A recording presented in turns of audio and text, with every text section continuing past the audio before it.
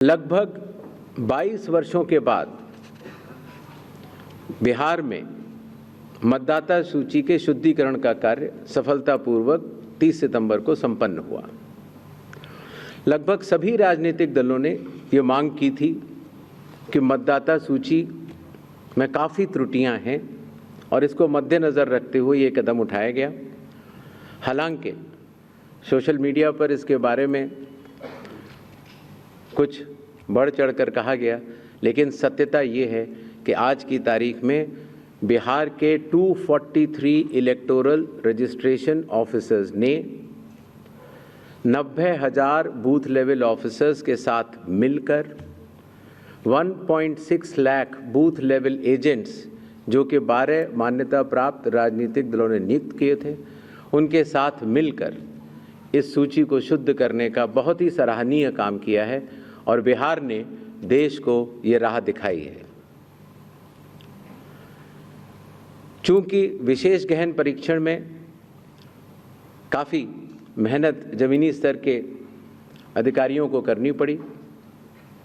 तो जो रिन्यूमरेशन था, जो BLOs का था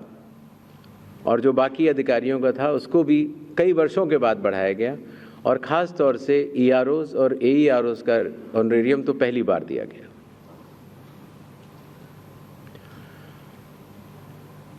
जिन मतदाताओं के नाम सूची में नए जुड़े हैं या जिन मतदाताओं की एंट्रीज में कोई चेंज है, जैसे पता बदल गया, तो ऐसे मतदाताओं को नए वोटर कार्ड दिए जाने हैं। चूँकि पहले कई दिनों तक या कई बार महीने लग जाते थे वोटर कार्ड मिलने में, इसीलिए चुनाव आयोग ने सभी एजेंसियों के साथ मिलकर ये SOP बनाया कि किस तरीके से 15 दिन के भीतर मतदाताओं के हाथ में इलेक्टर फोटो आइडेंटिटी कार्ड, जिसको सामान्यतः वोटर कार्ड कहा जाता है, वो उनके हाथ में आए।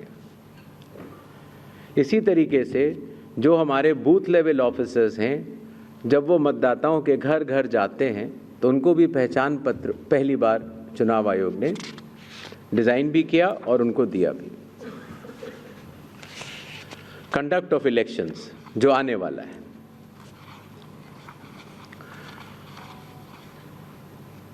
देश की प्रगति को ध्यान में रखते हुए और ख़ास तौर से बिहार की प्रगति को ध्यान में रखते हुए लगभग काफ़ी मतदाताओं के पास मोबाइल होते हैं और उनको इस बात की समस्या रहती थी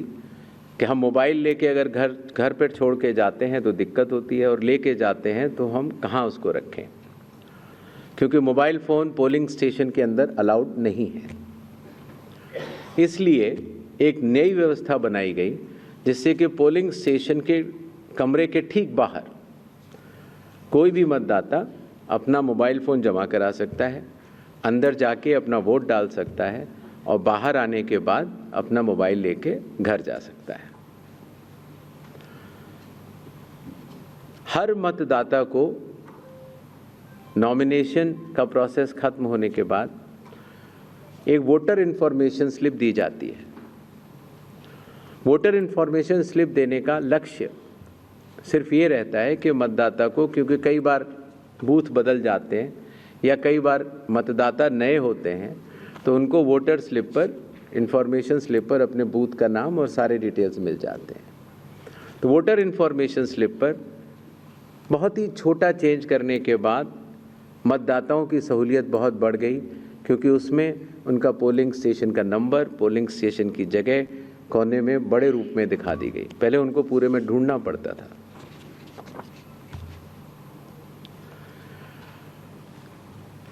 चुनाव आयोग की लगभग विगत कई वर्षों से एक एक करके ऐप्स बनती चली गई और लगभग 40 ऐप्स आज की तारीख में चुनाव आयोग के पास हैं। तो इन सबको एक जगह समन्वित करते हुए, क्योंकि हर मतदाता या हर स्टेक होल्डर हर 40 ऐप को डाउनलोड नहीं कर सकता, तो ECI नेट जैसी मदर ऑफ ऑल ऐप्स का एक लक्ष्य रखा गया और ECI नेट में अब धीरे धीरे करके सारी ऐप्स आ चुकी हैं और इसका प्रोग्रेसिव इम्प्लीमेंटेशन भी वन स्टॉप डिजिटल प्लेटफॉर्म के रूप में बिहार से शुरू होगा। पोलिंग स्टेशन में मैं आपको बता चुका हूं, जिससे कि क्यूज लंबी न हो और मतदान के समय में मतदाताओं को सहूलियत भी रहे और ख़ास तौर से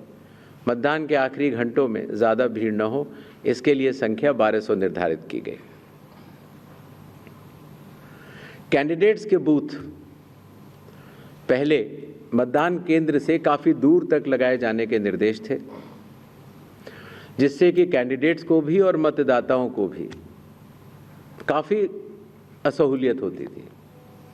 और इसीलिए जो पॉलिटिकल पार्टीज़ के संग ज़मीनी स्तर पर EROs की मीटिंग हुई, DMs की मीटिंग हुई, CEOs की मीटिंग हुई, उनसे मिले सुझावों के अनुरूप लोक प्रतिनिधित्व कानून के अनुरूप 100 मीटर की दूरी तक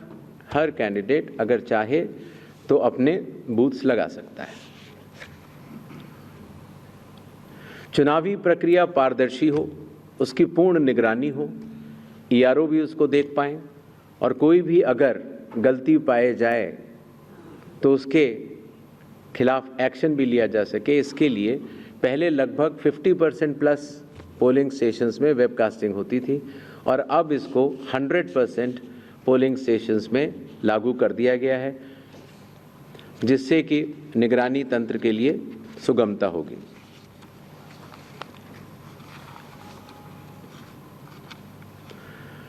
कई बार प्रत्याशियों ने ये शिकायत की थी कि जो हमारी फ़ोटो होती है वो चूँकि ब्लैक एंड वाइट में आती है और जमा तो कलर करते हैं तो वो पहचान में नहीं आती और काफ़ी हतोत्साहित उनको होना पड़ता है जब वो EVM में उनकी फ़ोटो अच्छी नहीं आती है। तो छोटा सा कदम, लेकिन इसमें फिर चुनाव आयोग ने निर्णय लिया कि एक तो फ़ोटो कलर लगाई जाएगी और साथ ही साथ जो सीरियल नंबर होता है उसका फ़ॉन्ट भी बड़ा किया जाएगा, जिससे कि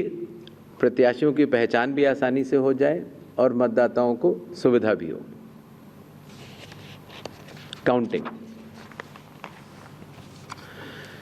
कई बार जब मॉक पोल होता है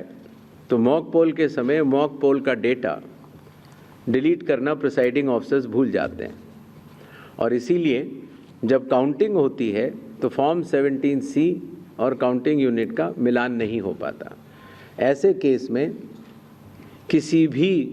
शंका को न रखा जाए,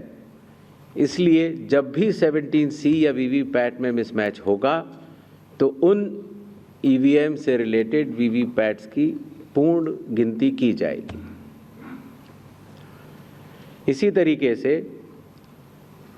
ये भी एक मांग सभी राजनीतिक दलों की थी कि पोस्टल बैलेट्स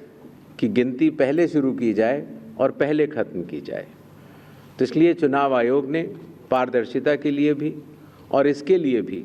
जिससे कि पोस्टल बैलेट्स पर पूर्ण ध्यान दिया जाए उनकी गिनती पर और कोई जल्दबाजी भी न की जाए, तो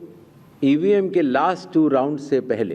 पोस्टल बैलेट की गिनती समाप्त करना अनिवार्य होगा। जैसा आप सब लोग को पता है, जब चुनाव खत्म हो जाता है तो फिर आंकड़ों की आवश्यकता कई लोगों को पड़ती है।